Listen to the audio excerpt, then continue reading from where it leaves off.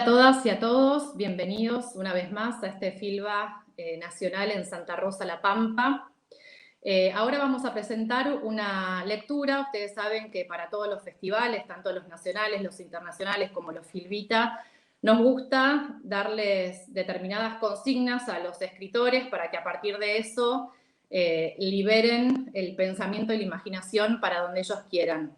Y en este caso queríamos hacer algo bien escolar, revisitar esa consigna sarmentina de hacer una composición acerca de la vaca, porque bueno, siempre cuando pensamos los programas de los festivales nacionales recurrimos primero al imaginario más cercano que tenemos acerca de ese lugar y después lo vamos afinando a lo largo del programa y con las discusiones y demás, y el habitante por antonomasia de La Pampa, el imaginario de La Pampa, siempre hay una vaca.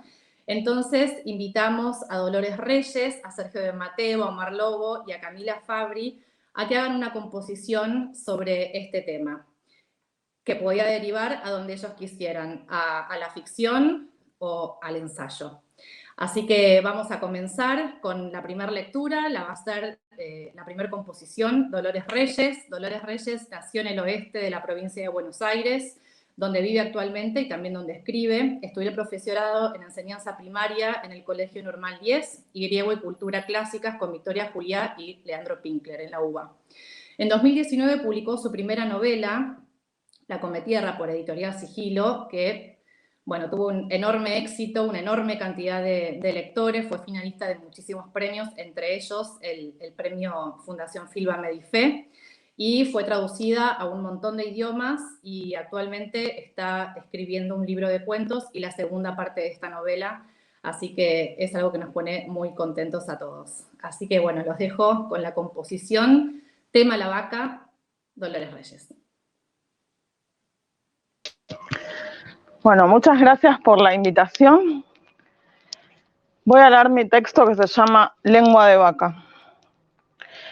Veníamos por la ruta que nos traía desde la costa a casa una vez por año, un poco tristes porque este viaje significaba que el verano se estaba terminando. Parecía que entre la kermés permanente que nos ofrecen esos pueblos del mar y la violencia gris y aburrida de nuestras vidas en el barrio, se extendía un desierto imposible de atravesar. Una chatura verde y eterna, salpicada apenas por vacas. Hasta respirar se nos volvía interminable. Una condena de inmovilidad y silencio. 400 kilómetros que yo atravesaba con la cabeza apoyada en el vidrio, repasando en los cartelitos dispersos al costado de la ruta la cantidad de kilómetros que todavía faltaban. Enero era el único tiempo en el que mi papá nos dejaba jugar a los videojuegos. Fichines, decía él, son de mal ambiente. Con mis dos hermanos, que ahora padecían la vuelta casi desmayados de calor y pegados a mi cuerpo en el asiento de atrás, juntábamos las monedas olvidadas por la casa y algún sobre recibido en Navidad para cambiar todo en fichas esa única vez al año, durante enero, el mes de la playa y los helados. Juan y Santiago empezaron a jugar con los pies. Era un juego parecido al que hacíamos con mis amigas de quinto con las manos. Una apoyaba la mano y otra después, y así las siguientes, hasta formar una torre enorme. Había que mantener el orden, ir subiendo rápido las manos, una atrás de la otra. Cuando una se equivocaba, terminábamos en manotazos y risas. Muchas chicas con la excusa perfecta para terminar persiguiéndose a toda velocidad por el patio de la escuela. La alegría era el cuerpo. En el auto apenas nos podíamos mover. Al principio no quise jugar porque desde la noche anterior me dolía la panza, pero al ver reír a mis hermanos me dieron ganas. Metí un pie, esperé que apoyaran los otros dos y puse el otro. Santiago fue el primero en equivocarse y al momento de patearnos nos dimos con todas las fuerzas. Ya desde chica me costaba respirar durante esas explosiones de risa. Ahí está, de nuevo, en vez de reírse como una señorita, parece una hiena. Aunque le hablaba a papá, la voz de la abuela me llegaba como un sopapo. Dejé de reírme, me olvidé de seguir jugando. Mis hermanos continuaban pateándose felices hasta que alguno de los dos se olvidó de todo y le pegó una patada al asiento de papá. Dejen de joder y cuenten vacas o van a ver cómo les arrimo la ropa al cuerpo. Mi hermano Juan y yo ni siquiera intentamos volver a movernos en la media hora siguiente, pero Santiago, el más chico, pensó que era un juego. 1, 2, 3, 4, 5, 6, 8, 10. Ay, por favor, dijo la abuela adelante, y Santiago, sin hacerse problemas, siguió contando. 10, 11, 12, 15, 16, 17. Cállate, pendejo, que ni siquiera sabes contar. Cállate vos, que pasás a segundo y todavía no aprendiste a escribir. Juan le mostró su puño cerrado y Santiago le sostuvo la mirada. El silencio del auto se hizo enorme. Mis hermanos se miraban como dos perros rabiosos. Si hubiéramos estado solos en el terreno de mi casa o en la pieza en donde dormíamos los tres, Santiago la hubiera ligado de una, pero ahora Juan lo miraba con furia, aguantándose apenas las ganas de darle una piña. Bajamos y cobras. Santiago no contestó nada. Para eso todavía faltaban horas, capaz que llegábamos a casa de noche y Juan iba a olvidarse. Mi abuela, que había escuchado todo, dijo que Juan tenía tiempo, que todavía estaba en proceso de aprender a escribir y que por suerte primero no se repetía nunca. Mi papá la miró de reojo, vi la bronca en sus ojos en el espejo de adelante y el silencio regresó durante esos segundos en los que él despegaba los ojos de la ruta para mirar a la abuela. A ver, mamá, si contás vacas vos también. Y mi abuela, que siempre le hacía caso sin discutirle nada, dijo que sí, que era una gran idea, que nos iba a contar vacas, pero que iba a empezar por una. Y Juan y yo nos quedamos esperando, y Santiago dejó luchar con los números y con las vacas pequeñas, que veía lejanas a través del vidrio, para escuchar a la abuela. ¿Ustedes conocen la historia de lengua de vaca? Terminala, mamá, con esas historias raras, que esta todavía se mea en la cama. Me quedé callada. Hacía más de 2 años que me había dejado de hacer pis. ¿Por qué papá tenía que traer eso justo ahora? ¿Por qué hablaban de mí como si yo no estuviera? La abuela tampoco le contestó y empezó a hablarnos a nosotros. Lengua de Vaca fue mi amiga. Nos conocimos haciendo juntas el curso para tomar la comunión. En esa época nos decían todo el tiempo que solo Dios podía salvar nuestras almas y para eso teníamos que obedecer y aceptar la catequesis. Como ella nunca había ido a la escuela, apenas sabía leer, pero tenía una memoria increíble. Aunque las dos tuviésemos solo 10 años, Lengua de Vaca nunca se olvidaba de nada. Yo lo miré a Juan de reojo y él me sonrió. Santiago, en cambio, miraba para afuera, porque pasaba un camión enorme haciendo tanto ruido que la abuela tuvo que interrumpir su relato. El acoplado era de madera y desprendía un olor insoportable. Yo odiaba esos camiones. Así huele el campo, dijo la abuela, pero a mí ese olor me recordaba al baño de la terminal. Mi papá quería adelantarse y cuando se le acercaba se sentía el olor cada vez más intenso. Entre las maderas se veían los ojos negros de las vacas. El marrón de sus cuerpos, mimetizándose con el del acoplado, las podía borrar, pero seguían esos ojos que parecían no parpadear nunca y denunciaban que las vacas estaban ahí, amontonadas, sufriendo las mismas 5 horas de tedio que nosotros tres. Verlas me daba tristeza. Santiago le preguntó a la abuela, ¿tienen alma las vacas? Y como ella no dijo nada, me miró a mí. Yo levanté y bajé los hombros sin responder porque no tenía ni idea. Sabía que esas vacas las llevaban a morir y pensar en eso me traía de vuelta el dolor caliente de la panza.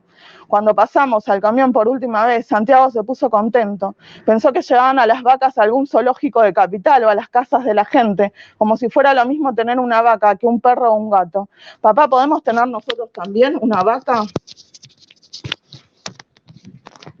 Mi padre no contestó. Esta vez ni siquiera sacó los ojos de la ruta. Hizo como si no hubiera escuchado nada y siguió manejando.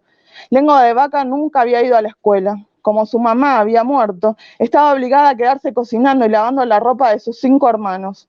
Nadie en el barrio sabía bien de dónde habían llegado, porque todos ellos respondían del campo y nada más. Pero a ella nunca le preguntaban. Era grandota y tenía fama de que sabía pelar muy bien. Le tenían miedo. Cuando el padre se iba a trabajar y los hermanos grandes a la escuela, Lengua de Vaca y los más chiquititos cuidaban las plantas verdes, con ribetes amarillos, parecidas a llamaradas de un fuego vegetal, que ocupaban todo su terreno hasta rodear su casita de madera, y recibían a la gente que venía por ella. Yo no era la única del grupo de catequesis que conocía Lengua de Vaca. Lucía también, pero se hacía la tonta. En la iglesia, las plantas que mi amiga usaba para curar crecían sin que nadie las cortara. La hermana Teresa las llamaba con un nombre distinto, palán palán, y cortarlas estaba prohibido. Decir que curaban también, pero lo peor era recordarles lo que Lengua de Vaca sabía hacer con esas plantas. A Lucía la mamá la había llevado a la fuerza hasta su casa. Me imagino la vergüenza de tener que mostrar su pecho todavía plano a una piba que ni siquiera le hablaba. pero cuando Lengua de Vaca vio la cabeza y la cola de la serpiente uniéndose en su pecho desnudo, salió corriendo con un cuchillo de cocina en la mano. Volvió unos minutos después y la hizo acostarse y cerrar los ojos. Lucía no podía entender cómo esa piba podía saberse tantas oraciones juntas, pero se quedó quieta sintiendo el filo del cuchillo dibujándole esas palabras en la piel. Nunca supo si a la sierpe de su pecho le habían secado esas oraciones o los emplastos de Lengua de Vaca. Su madre pagó. Ella no dijo ni gracias. Lengua de Vaca tomó los billetes y las vio irse con sus hermanitos pegados a la pollera. Unas semanas después se habían curado.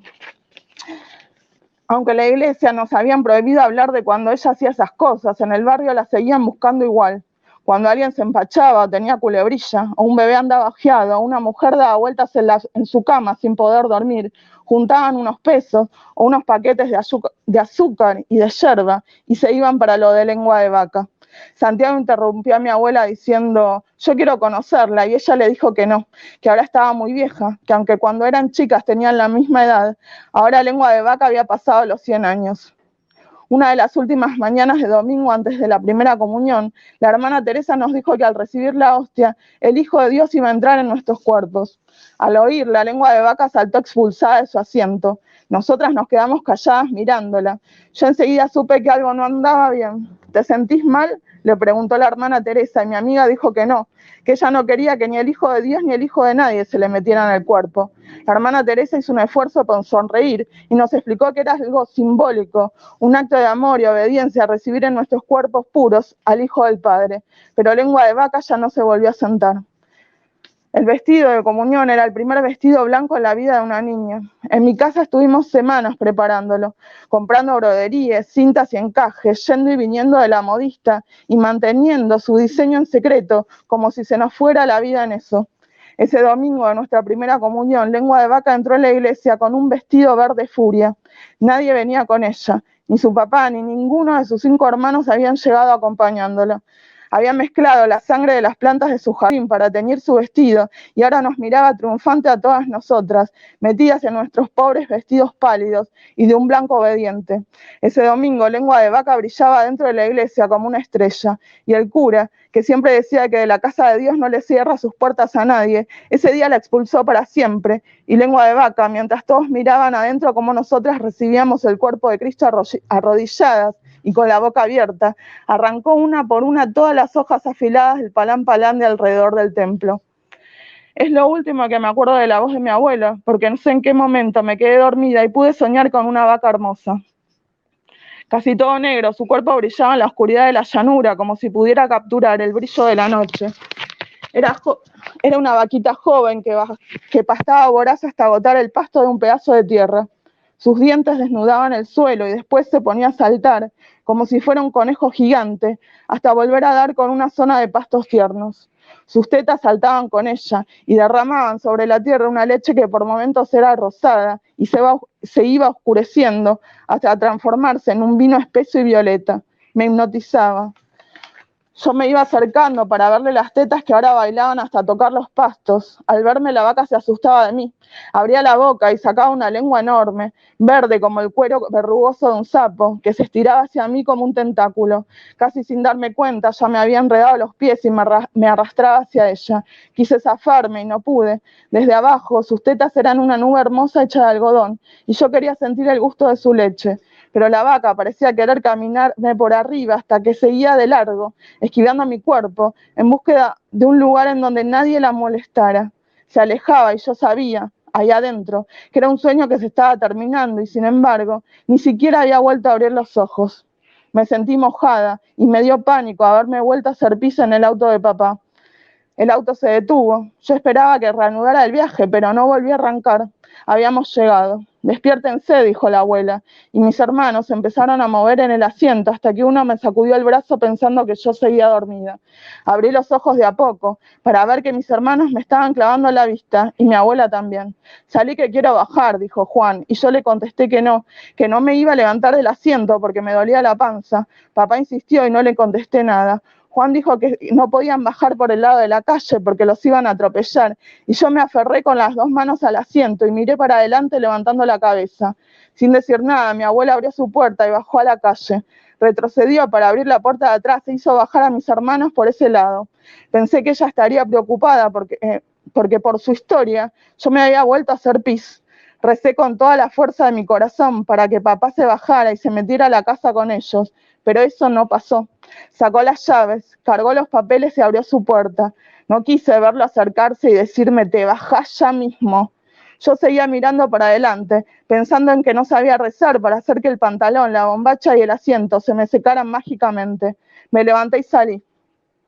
Parada en la vereda, me llevé la mano a la cola y miré el asiento. Una mancha de sangre había dibujado un monstruo deforme, del rojo más vivo que había visto en mi vida. Mi pantalón tenía sangre, los dedos de mi mano tenían sangre también.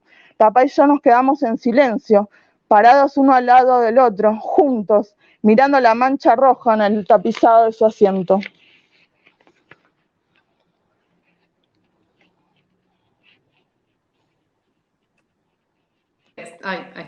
Me muteé, me desmuteé. Hermoso texto, Dolores, muchas gracias.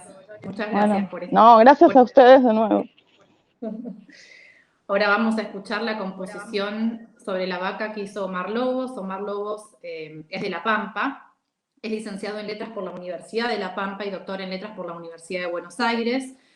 Integra el grupo del equipo docente de la Cátedra de Literaturas Eslavas en Filosofía y Letras en la UBA y ha realizado las primeras traducciones argentinas directamente del ruso, eso es muy importante, de Crimen y Castigo de los hermanos Karamazov de Dostoyevsky, así como de los romances populares de Pushkin y el teatro completo de Anton Chekhov.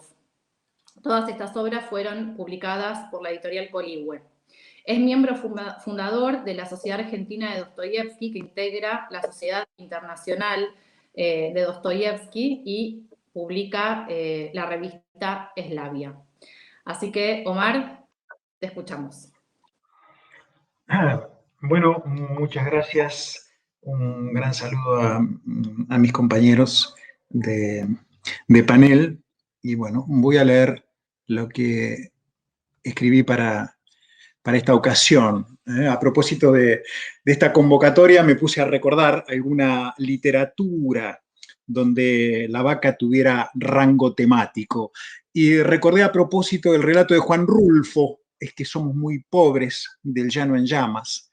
En el cuento, el narrador niño está preocupado por la suerte de la vaca serpentina que el padre ha regalado a su hermanita Tacha, porque tras un fuerte temporal que lo ha inundado todo, la vaca ha desaparecido y todo indica que se la ha llevado el río. La congoja del niño tiene que ver con que ya la pobreza ha motivado que sus hermanas mayores se fueran de pirujas. Y la misma suerte amenaza a su hermanita la Tacha, de 12 años, que ya está creciendo fatalmente. Con la vaca era otra cosa, al menos la esperanza de que esa dote tentara a alguno y se casara con ella y la quisiera bien. La valoración que el narrador niño hace del carácter de la vaca serpentina muestra además la relación de armonía y proximidad entre animales y pastores, cuyas raíces literarias podríamos rastrear en la comunidad idílica que la literatura antigua figuraba en sus églogas y bucólicas, pero también está en serie con los famosos cantos de ordeño de Colombia y Venezuela, donde las vacas también tienen nombre y son depositarias de las penas del ordeñador: Buena Moza, Nube de Agua, Mariposa, Clavelito, Valenciana. Y otro relato descubierto en mi adolescencia y cuya sola evocación me conmueve hasta las lágrimas es Adiós Cordera, del escritor español Leopoldo Alas, Clarín. Nuevamente los niños, la pobreza, la vaca.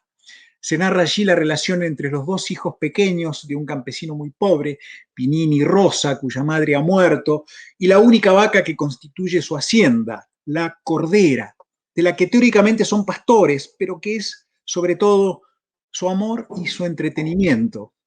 La vaca, en este relato, tiene una figuración maternal, es la madre, o mejor, por su edad, sabiduría y mansedumbre, es la abuela.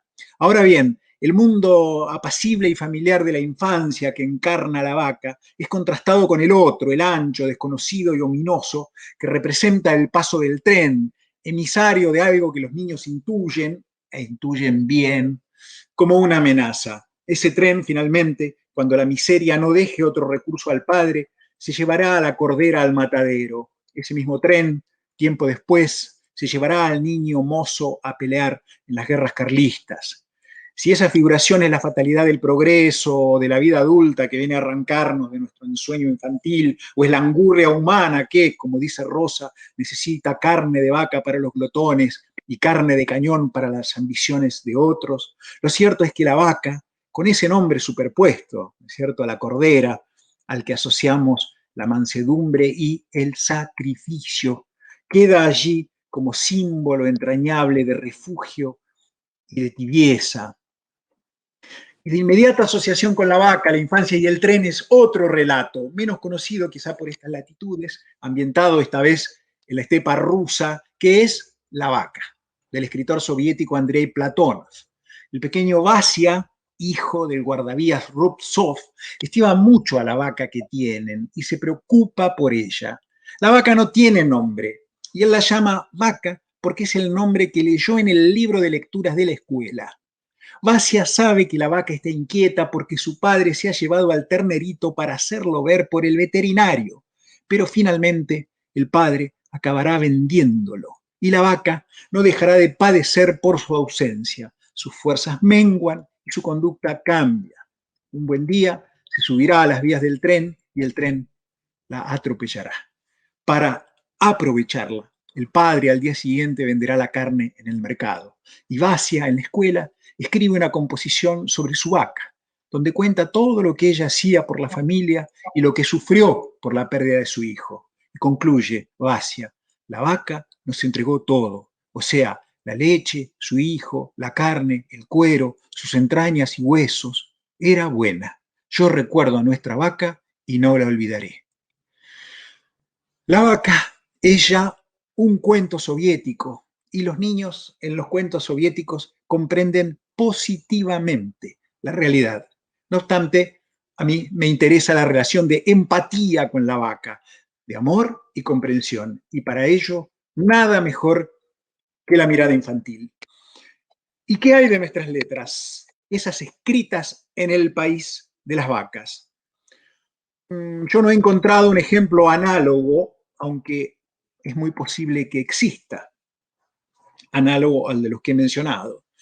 No obstante, me represento como dominante en nuestro caso otra relación con la vaca, menos amorosa, menos empática, probablemente por la gravitación que pueda tener aún en ellas el imaginario fundacional de El Matadero, de Esteban Echeverría, donde la vaca completa la metonimia de la barbarie.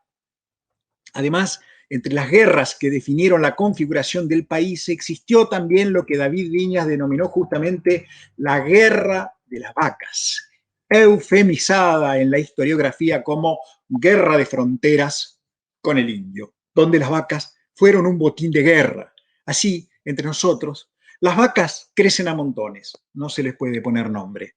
En el campo inculto, que es grande y por eso se dispersan por él, no duermen en establos ni en corrales, y son para comer. No te puedes encariñar con ellas.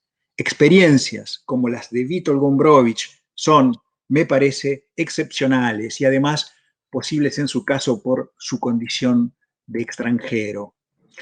Bien, y dialogando apenas paródicamente con el imaginario del matadero y sobre los niños, la escuela y la vaca, tenemos el formidable cuento de Fontana Rosa, Maestras Argentinas, Clara de Escurra.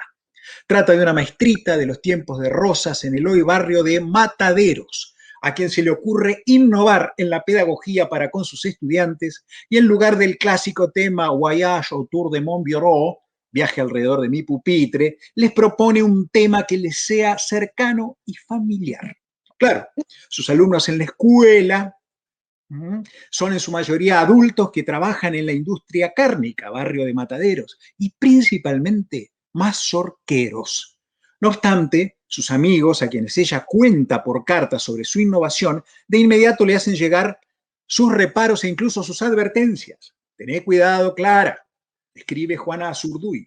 Y un Sarmiento, a un sanjuanino en su San Juan, le sugiere no gastar papel, tinta e ingenio sobre un animal tan rasposo y de índole infeliz como la vaca, y que en su lugar use otro animal todavía más cercano y afín a nuestra tradición libertaria como el caballo. Bien, Finalmente, la exitosa iniciativa de Clara será censurada.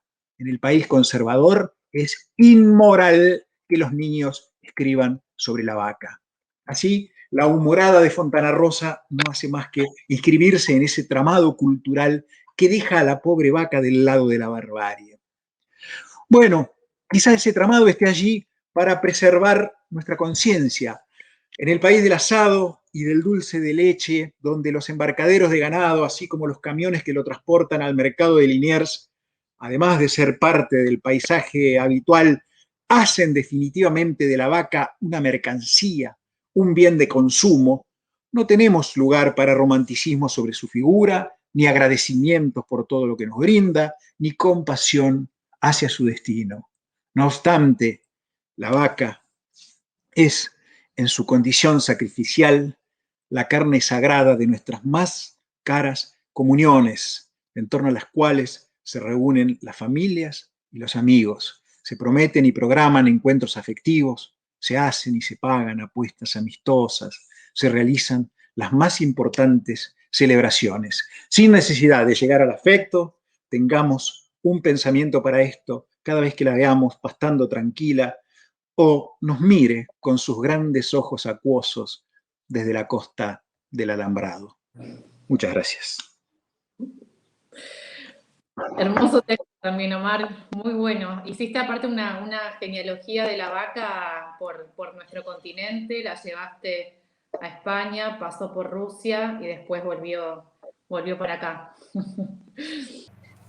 Bueno, Sergio de Mateo es de La Pampa, donde actualmente reside.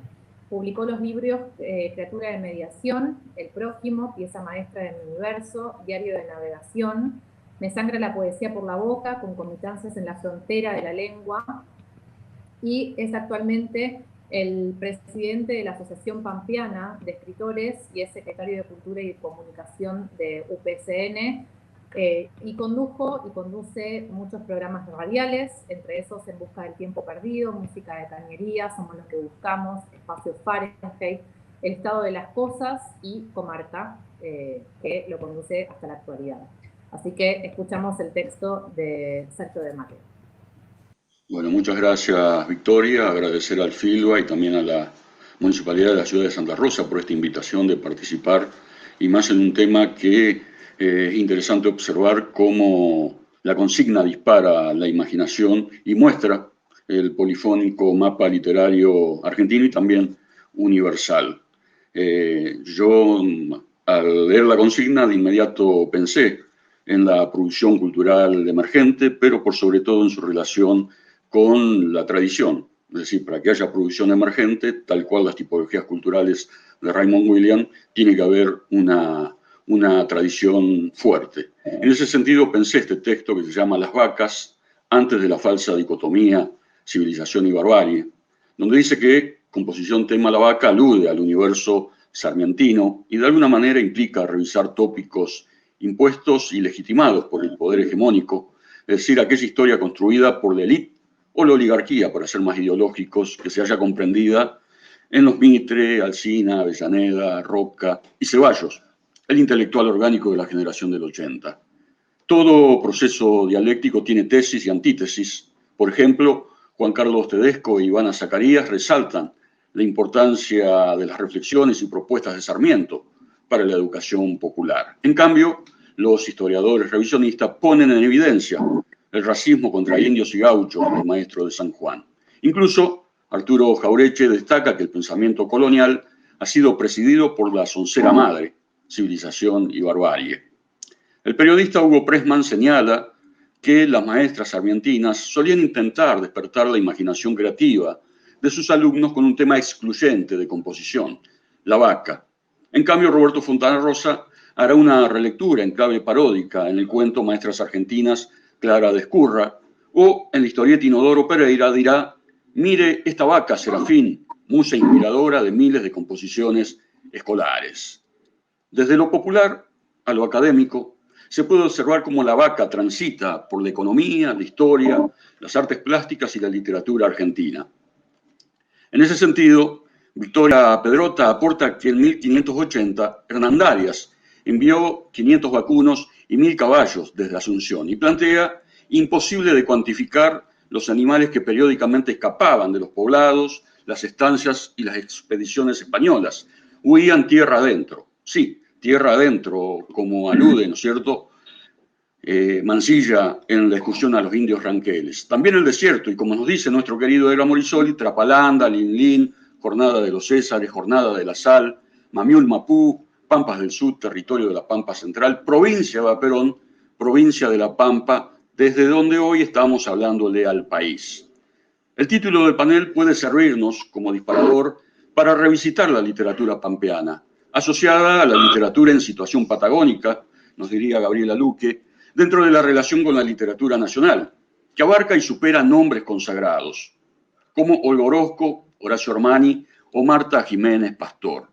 Desde las llamadas narrativas estatales, Domingo Faustino Sarmiento refiere en Facundo: si un destello de literatura nacional puede brillar momentáneamente en las nuevas sociedades americanas, es el que resultará de la descripción de las grandiosidades, escenas naturales y sobre todo de la lucha entre la civilización europea y la barbarie indígena, entre la inteligencia y la materia. En nuestra provincia se da una conjunción de retroalimentación cultural que supera esa clasificación y reducción sarmientina del otro, contraria a aquella pedagogía colonialista de la Argentina moderna que él militaba. Una concepción distinta de la alteridad en la literatura del desierto que compila Samuel Tarnopolsky en su obra Libros con indios pampas y conquistadores del desierto, que data del año 1958. Esa pampa inhóspita, nombrada en quechua, extiende sus simbolizaciones desde las pinturas rupestres o escrituras rupestres hasta el cuento de Carola Di Nardo, que solo puede leerse en la web www.pueblodesnudo.com.ar, considerando que la etapa poblacional se inicia, según los datos científicos que proporciona Carlos Gradín, hace 8.600 años con la primera manifestación humana en el territorio. Luego vendrán los asentamientos de los diferentes corrientes de pueblos originarios. Eva Aramieva, en un seminario, acuñó la Pampa India para ese período, y Blanca Rosa de Morán resaltaba que lo pampeano tiene raíz indígena, su origen es indio, aunque Josefa Poncela, la primera escritora indígena, ya había publicado en 1942 su libro La cumbre de nuestra raza. Estas trayectorias van configurando las tipologías culturales de la región, pero a su vez construyen el entramado sociocultural que refiere y representa a los pueblos. Así como se reconoce el aporte indígena, también es necesario resaltar el abono simbólico que elaboraron los primeros viajeros, como es el caso de Luis de la Cruz a comienzos del siglo XIX. Walter Casenave, en la antología Narradores de la Pampa, fija importantes antecedentes sobre el cuento que en definitiva referencian el acervo de una cultura, donde señala los trabajos de Guinar, Santiago Avendaño, Manuel Prado y Lucio Mansilla. Son autores ajenos al medio, pero entroncan con lo indígena y le otorgan anclaje a lo emergente. Por eso, iniciado el siglo XX, la inmigración tendrá una repercusión fundamental en la posterior cultura pampeana, y Casenave pone en evidencia el nuevo sustrato que se conforma con dicho mestizaje, donde resalta que se gesta la pampa gringa. Hay hitos que replantean los formatos de escritura y por sobre todo los modos que las representaciones y los imaginarios configuran las subjetividades. En ese sentido, Ana María Lasalle reconoce que en el mes de julio de 1954 un suceso inesperado y trascendental había sacudido el panorama de las letras pampeanas, en referencia a la conferencia El agro en la cultura pampeana de José Escol Prado, que brindara en Bahía Blanca, cuyas reflexiones hacen base en el pensamiento territorializado de Adolfo Colombres, donde a su vez se imbrican el concepto de región y de valor espiritual. La prologuista afirma: nos precede a nosotros, como a todo provinciano, una región cultural preexistente, aunque no inmutable, que nos define muy anterior a la idea de nación. Por lo tanto, el universo agrario al que alude Prado, indica Lasalle, está entrelazado con nosotros, el de los aborígenes, el de los criollos, el de los habitantes del desierto y muchísimos más. Resignificar fragmentos, protagonistas y lugares olvidados o cegados que hablan desde los textos, a esto Walter Benjamin lo denominó estar a la escucha de la tradición. En esa línea, Blanca Rosa de Morán, con plumas y pinceles de la Pampa, ordena por primera vez lo que será parte del canon pampeano, la piedra angular de la tradición, que se consolida en el 57 con la fundación del grupo La Joven Poesía Pampeana. Luego, Teresa Girbal suma estudios de literatura pampeana, pero allá en 1981, y a la vez nutren esa construcción simbólica Juan Ricardo Nervi y Edgar Morisoli, que en conferencias, trabajos periodísticos y libros validan la convivencia e influencia, tanto en la esfera social como en la esfera cultural pampeana, de dos pampas, la pampa criolla y la pampa gringa. Esa pampa criolla comprende la pampa india de Amieva. Entonces, hablamos desde la cultura de la adversidad, como diría Morisoli, desde las culturas de la resistencia americana, la lucha por la provincialización, las huelgas agrarias, la de Macachín en 1910, la masacre de Jacinto Arauz en 1921, o el corte de nuestros ríos y la diáspora atueleña. En ese contexto, tiene sentido enunciar algunos ejemplos sobre vacas, no la que elogia Oliverio Girondo, ni la que reclama Atahualpa Yupanqui, sino bajo la idea borgiana, es decir, Borges, en el escritor argentino, y la tradición infiere, Given observa que en el libro árabe por excelencia, en el Alcorán, no hay camellos. Fue escrito por Mahoma, y Mahoma, como árabe, era para él parte de la realidad. No tenía por qué distinguirlos. Desde ya que esto después, por investigadores, fue desautorizado, el ejercicio o el juego borgiano, porque aparecen más o menos 20 veces citados los camellos, y Given se refería a la leche de camella. Pero a nosotros sí nos sirve como tropo, porque en nuestra literatura la vaca también está casi ausente, no es protagonista, no es un símbolo o un mito, apenas es aludida, es mencionada, tiene en cambio relevancia en las investigaciones científicas, por ejemplo de Julio Colombato o de Elba Chávez de Festa. En el libro Pampas del Sud se recoge la canción Lelún Mapú, la región del llano, que leemos en su traducción: esta es, hermanos, nuestra tierra pampa, donde hay muchas yeguas, donde hay muchas vacas y muchos guanacos, venados y gamas. Enrique Stieven recopila en Gualicho Mapú materiales literarios de conversaciones con indios araucanos.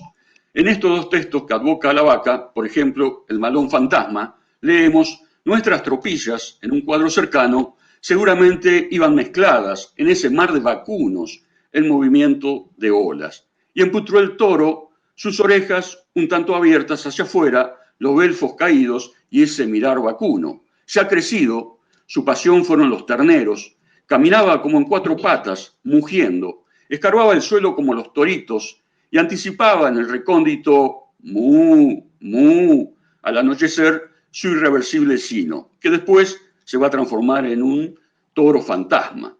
Se podrían citar otras alusiones en nuestra literatura, pero no son representativas y sería anodino como en el ejemplo o en el ejercicio o en el juego de Borges con respecto a Given. En cambio, sí tenemos otros símbolos, supeditados a la interpretación borgiana, en este caso sí, de los mitos en la literatura.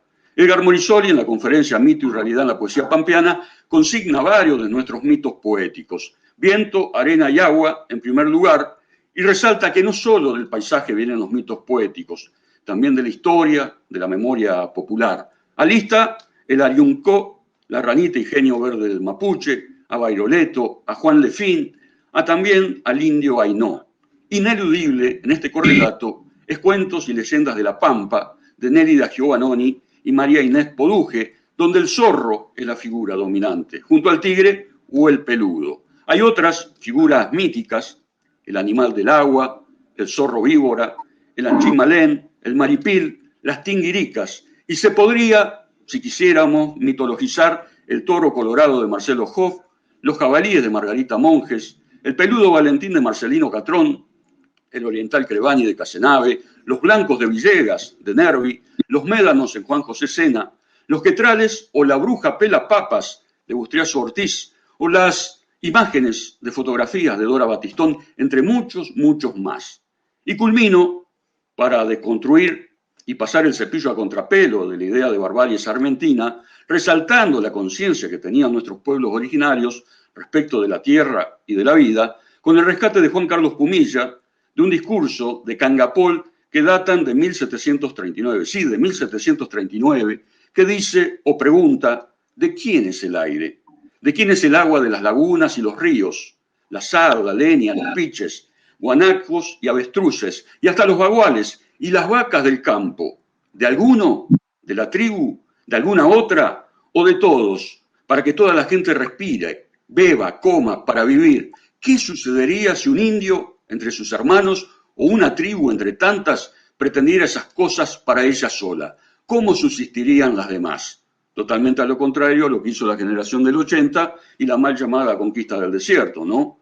Esta participación reafirma las características fundantes del espacio pampeano, del paisaje cultural, donde las diferentes etapas poblacionales, con su particular y fecunda simbología, convergen en una identidad que será la base sobre la que se articulan los imaginarios de distintas épocas. Una identidad que no está fijada para siempre, sino que más allá de la determinación del hábitus cultivado, de la ciudad letrada, del poder hegemónico, cada generación la deconstruye y amplía ese horizonte mítico fundante de la región.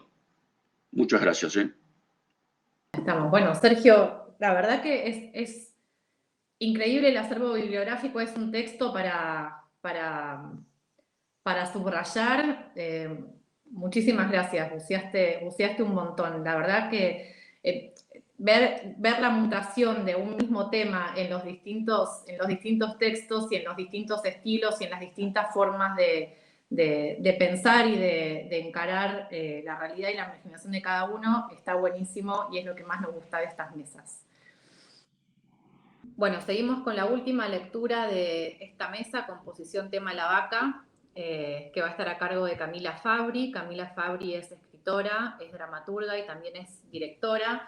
Escribió muchas obras de teatro, Brick, Mi primer Hiroshima, Condición de buenos nadadores, En lo alto para siempre, en conjunto con Eugenia Pérez Tomás para el Teatro Nacional Argentino y también para el Teatro Cervantes. El recital olímpico, también con Eugenia Pérez Tomás, esta vez en el Teatro Sarmiento. Escribió un libro de cuentos, Los accidentes, que fue una coedición entre MC y la editorial Notampuán, y también es un libro que se publicó en México, en Chile y también en España. Un libro de no ficción sobre Cromañón, El día que apagaron la luz, que está editado por Seix Barral. Y fue muy recientemente seleccionada como una de las 25 escritoras hispanoamericanas a las que hay que leer y prestar mucha atención, sub 35, eso hay que aclararlo. Actualmente, bueno, coordina el área de letras en el municipio de Cultura de San Isidro. Así que, bueno, Camila, escuchamos tu composición. Bueno, muchas gracias, Vicky. Bueno, mi composición tema La Vaca dice así. No voy a decir que lo único que conozco son ciudades porque no sería totalmente cierto, aunque tampoco podría decir lo contrario. Fueron pocas las veces que me detuve en las afueras. Fueron apenas días de corrido, horas, ratos. Me detuve con un auto en un campo, camino hacia algún otro lugar o vacacioné en paisajes que me daban sentimiento de deriva. Pero eso fue todo. Nada de esto me enorgullece. Es lo que me tocó. Nací en Capital Federal y durante mi infancia y juventud el mayor contacto que tuve con la naturaleza fue el mar vacilante de la costa atlántica o alguna mínima escalada a una sierra cordobesa o bonaerense. Vivir en grandes ciudades puede producir niños muy miedosos e inseguros. Aprendimos a cruzar la calle y a vincularnos con otros niños o niñas iguales que nosotros en toboganes de plazas o parques. Después de eso dialogamos durante horas con la televisión o con juegos de computadora en los que dibujos animados se perdían en bosques o batallaban con algunos animales inmensos que parecían indicarnos que la fauna podía ser algo descomunal, algo a lo que no deberíamos atrevernos a enfrentar o algo que solamente nos estaba permitido ver de lejos. Crecimos en livings con plantas en macetas y con la acústica de viejos lavarropas dando vueltas sobre sí en esos lavaderos húmedos y oscuros. Pero por supuesto vinieron los viajes y a mí eso también me pasó.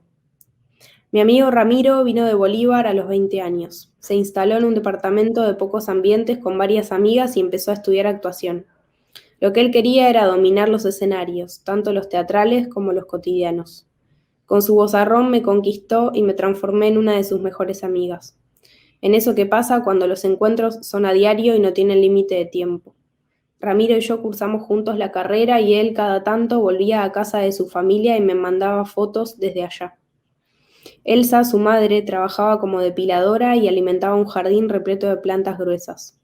Tenía varios perros que ladraban permanentemente y otra hija, la hermana menor de Ramiro, que trabajaba cuidando a niños y niñas en guarderías. Los abuelos de Ramiro, además, vivían en un campo inmenso en Bolívar, a un ratito de ruta de la casa familiar. Ese año nuevo yo tenía 20 años y pocas ganas de rodearme de mi familia, así que me fui para allá. Ramiro y yo teníamos un lenguaje demasiado en común y entendíamos eso de hacernos compañía permanente y también de la otra, mantenernos en silencio en los mismos espacios. Creo que ese incluso es el punto cúlmine de la confianza, ese silencio compartido. Armé un bolso pequeño, me tomé un colectivo de línea hasta Retiro y esperé que llegara mi micro de larga distancia. A las 4 horas ya estaba en Bolívar. Ramiro, Elsa y su hermana ya me esperaban del otro lado de la nave para darme la bienvenida e invitarme a merendar. Llegamos a la casa y batallamos contra todos esos ladridos y la fila de clientas que esperaban a Elsa en la puerta de la casa para depilarse el bozo. En ese entonces yo no era alguien con tantos miedos como ahora, aunque era una chica de ciudades, departamentos y espacios acotados y seguros. Ramiro preparó unos mates y hablamos mal de alguien en el fondo de su casa. Se hizo la tardecita y nos subimos a su auto rumbo al campo de sus abuelos. Era la primera vez que me involucraba con el verdadero campo. Cuando bajamos del auto, su primo domaba un potro que se llamaba Saulo. El primo de Ramiro tenía puesto una boina de lana y la boina no se le caía de la cabeza aunque Saulo se moviera como inyectado por el virus de la rabia. Me quedé mirándolo fijo a su primo que parecía no inmutarse, que había crecido haciendo eso, así como yo entraba a Coto a comprar carne para hacer milanesas. Los abuelos de Ramiro nos esperaban en el rellano de la puerta, rodeados de gatos naranjas que eran hijos, primos, madres y padres entre sí. Nos ofrecieron mate. Muñoz, el abuelo de Ramiro, usaba el papamoscas como una prolongación de su brazo y cada tanto me preguntaba cómo iba la relación con su nieto. Muñoz no sabía que Ramiro era gay y Ramiro no quería darle el disgusto. Entonces teníamos que jugar a que yo era la posible futura esposa, heredera de esos campos que tenían alrededor de su casa. Muñoz me sonreía como quien abre los brazos de la dinastía familiar y yo le hacía una mueca parecida. En el televisor un hombre de 40 y pico de años hablaba acerca de un partido de fútbol que no lo había convencido, que podría haber sido tanto mejor. Se apenaba ese hombre desconocido y nosotros lo mirábamos sin entender demasiado. Ramiro y yo salimos de la casa campestre y nos separamos en la inmensidad de ese campo que olía a animales que todavía estaban vivos. Una jauría se me acercó ladrando, pero no me asusté. Me hice compañera. Tenían rastas y barro duro en las patas. Eran amigables. Era el diálogo de la temerosa que había pasado casi toda su vida dentro de una caja de 2 ambientes tomando el 152, el 12 o la combinación de la línea B y C, conjunto a unos animales que no podrían entenderlo jamás. Pero allá atrás estaban las vacas, que eran la acústica permanente del campo de los Muñoz. Eran varias y se amuchaban porque parecían entender que esto era cuestión de tiempo. Los terneros ya habían sido apartados y las vacas miraban fijo. No había que hacer mucho esfuerzo para sostenerles la mirada. Ellas estaban ahí, haciendo lo que podían, siendo vacas. Lo que hasta ese momento había sido una caricatura en cajas de leche o en carteles de carnicería, ahora era una mirada inalterable. Con la lengua inmensa y rosada se llevaban el pasto a la boca y con la cola ahuyentaban a los insectos que pasaban por ahí. Envuelta en la jauría y con un saco de lana me quedé 1 hora parada al lado del cerco de las vacas. Sentía una pena profunda por más que sabía que no dejaría de comer carne ni me sumaría a ninguna campaña de concientización acerca del vegetarianismo ni derivados. Lo mío era una culpa esperable y mentirosa, un malestar citadino y falso, breve como lo más breve, olvidable como cualquier anécdota que se oía mientras seguía caminando y pasaba de largo. ¿A quién querría mentirle yo? Que era ese malestar de Morondanga. Después de eso, por supuesto, y por respeto, saludé a las vacas y me alejé del cerco sabiendo que a las horas las degollarían o las molerían a mazazos, y yo mientras estaría en camino de vuelta a mi departamento del centro de la ciudad, en un micro de larga distancia, oyendo esas canciones que algún experto había puesto de moda y que sonaban tan pero tan bien. Gracias. Hermoso el texto, Camila, muchísimas gracias. Bueno, con esta última composición personal sobre la vaca, cerramos esta mesa. Los invitamos a seguir disfrutando el festival. A continuación viene una mesa de conversación que va a estar buenísima, que es sobre los indios ranqueles, vistos desde la actualidad, con gente que los estudió muchísimo. Así que los esperamos. Seguimos a la noche con nuestro paisaje nocturno, que hoy está a cargo de Juan Solá, y después con nuestra serie de documentales. Así que quienes no están suscritos todavía al canal de YouTube, recuerden que pueden suscribirse, así les llegan las alertas de todas las actividades de este festival. Muchísimas gracias y seguimos.